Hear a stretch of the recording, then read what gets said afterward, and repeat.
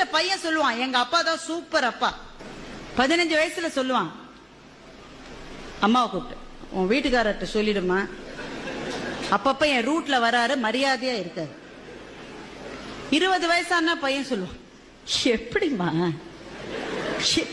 எப்படிமா இந்த ஆளை போய் நீ கல்யாணம் பண்ணிட்ட? அப்படின்னா பையனுக்கு 20 வயசுன்னு அர்த்தம். 30 வயசானா பையன் சொல்லுவான், சார் நான் எங்க அப்பாவோட பேசுறது இல்லை சார், நான் என்ன செஞ்சாலும் தப்புங்கிறேன் சார், அவரோட நான் பேசுறது. அப்படின்னா பையனுக்கு எவ்வளவு வயசு? 30 வயசு.